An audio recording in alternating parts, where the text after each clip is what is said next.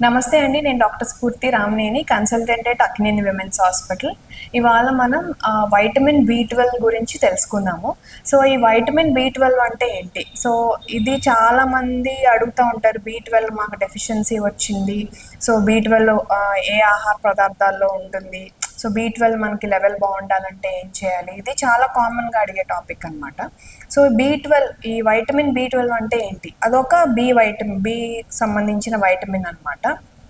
So, ఈ B12 అనే vitamin మనకి ఫుడ్‌లో చాలా కొద్ది పదార్థాలను దొరుకుతుంది.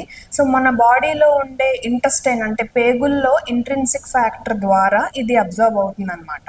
సో, మనకేమన్నా పేగు సమస్యలు గానీ, ఇట్లా వేరే ఏదైనా సమస్యలుంటే ఈ అబ్జార్ప్షన్ అనేది సరిగ్గా ఉండదు. సో, అందువల్ల మీకు ఆ బి12 డెఫిషియన్సీ అంటే ఉండాల్సిన దానికంటే తక్కువ లెవెల్ అనేది ఉంటుంది. సో, ఇక్కడ మనం మెయిన్‌గా గుర్తుంచుకోవాల్సిన విషయాలేంటంటే, ఈ వైటమిన్ బి12 లెవెల్స్ గనక ఉండాల్సిన దానికంటే తక్కువగా ఉంటే, మనకి ఎటువంటి సింప్టమ్స్ అంటే మనకి ఎలాంటి లక్షణాలు మనం చూస్తాం. సో, ఫస్ట్ మనకి కామన్‌గా వైటమిన్ బి12 తక్కువగా ఉంటే మనం చూసే లక్షణాలేంటంటే, ఫెటీగ్ అంటే ఊరికే నీరసం రావటం, ఏ పని చేయాలనిపించకపోవటం, వీక్‌నెస్ అంటారు గదా! అది. తర్వాత నోటిపూత, అలాగే ఇప్పుడు నాలుక మీద కూడా అల్సర్స్ రావటం, మౌత్ అల్సర్స్ అంటారు. ఇవన్నీ నోరంతా ఎర్రగా అయిపోవటం గానీ, పొక్కిపోయినట్టు అయిపోవటం, పగిలిపోయినట్టు అయిపోవటం, ఇవన్నీ కూడా బి12 డెఫిషియన్సీ లక్షణాలు. ఇది కాకుండా మనకి చేతుల మీద కానీ, అరికాళ్ళ మీద కానీ పిన్స్ అండ్ నీడిల్స్ అంటే గుచ్చుకున్నట్టుగా, తిమ్మిరిగా, నమ్నెస్ మనకి సెన్సేషన్ తెలియకపోవటం కానీ, ఇలాంటివన్నీ చూస్తూ ఉంటాం. ఎందుకు అంటే ఈ బి12 అనేది నరాలకు సంబంధించిన పార్ట్‌లో గానీ, అలాగే మనకి ఎనీమియా అంటే ఈ బ్లడ్ ఫార్మేషన్‌లో కూడా ఈ బి12 యాక్ట్ చేస్తుంది కాబట్టి, అది డెఫిషియన్సీగా ఉన్నప్పుడు అది పనిచేసే చోటంతా మనకి ఇబ్బందొస్తుంది. సో, వీక్‌నెస్ ఉంటుంది. నోరంతా పొక్కిపోవటం, అల్సర్స్ రావటం అండ్ ఈ పిన్స్ అండ్ నీడిల్స్ అంటే గుచ్చుకున్నట్టుగా, నమ్‌నెస్‌గా ఉండటం, తిమ్మిరిగా ఉండటం ఇలాంటివి చూస్తూ ఉంటాము. ఇంకోటేంటంటే మూడ్ చేంజెస్ ఉంటుంది. తర్వాత మెమరీ లాస్ ఇది కూడా చాలా ఇంపార్టెంట్ అండి. చాలామంది మేము చేసే పనులన్నీ మర్చిపోతున్నాము.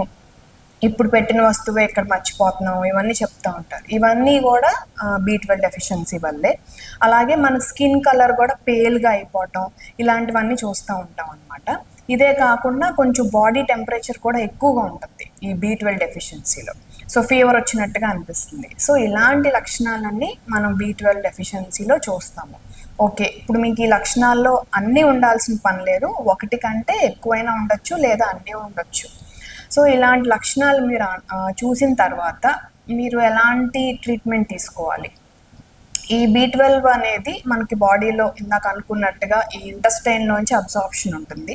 ఒకవేళ ఏమైనా ఇబ్బందయ్యి అబ్జార్ప్షన్ సరిగ్గా ఉండకపోతే మనం టాబ్లెట్ రూపంలో గానీ, ఇంజెక్షన్ రూపంలో గానీ తీసుకోవచ్చు. అది అది ఎలా డిసైడ్ చేస్తాం? మీకు టాబ్లెట్ కావాలా? ఇంజెక్షన్ కావాలా? అంటే మీకున్న బి12 డెఫిషియన్సీ లెవెల్‌ని బట్టి మనం బ్లడ్ టెస్ట్ చేసుకొని బి12 లెవెల్ చూసుకోవాలి.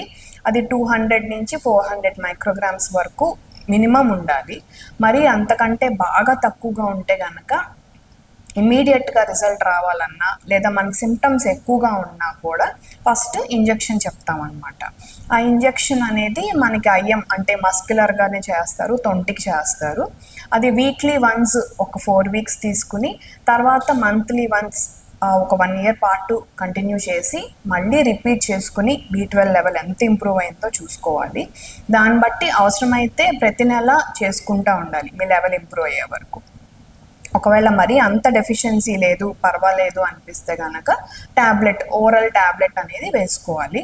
ఆ ఓరల్ టాబ్లెట్‌లో కూడా మినిమమ్ మనకి మామూలు మల్టీవైటమిన్స్‌లో ఒక 100 మైక్రోగ్రామ్స్ ఉంటుంది. అది సరిపోదు.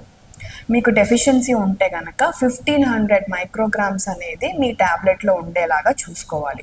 అప్పుడు మీకు ఎవ్రీడే 1 టాబ్లెట్ తీసుకుంటే మధ్యాహ్నం గానీ, నైట్ గానీ మీకు డోస్ అనేది సరిపోతుంది. ఈ సింప్టమ్స్ అనేవి కూడా కొంచెం ఇంజెక్షన్ అయితే ఫాస్ట్‌గా ఇంప్రూవ్ అవుతాయి. స్లోగా ఓరల్ టాబ్లెట్‌తో స్లోగా ఇంప్రూవ్ అవుతాయి.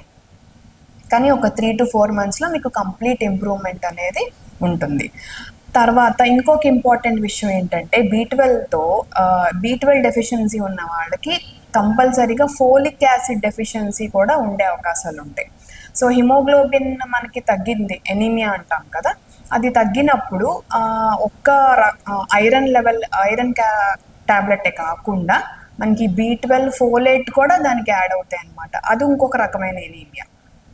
సో ఈ B12 డెఫిషియన్సీ ఉన్న వాళ్ళలో చాలామందికి ఫోలిక్ యాసిడ్ డెఫిషియన్సీ కూడా ఉంటుంది కాబట్టి సైమల్టేనియస్గా మనం B12 తీసుకుంటున్నప్పుడు ఫోలిక్ యాసిడ్ కూడా కలిపి తీసుకుంటే మీకు ఇంకొంచెం సిమ్టమాటిక్గా ఇంప్రూవ్మెంట్ అనేది మీరు గమనిస్తారు. Thank you.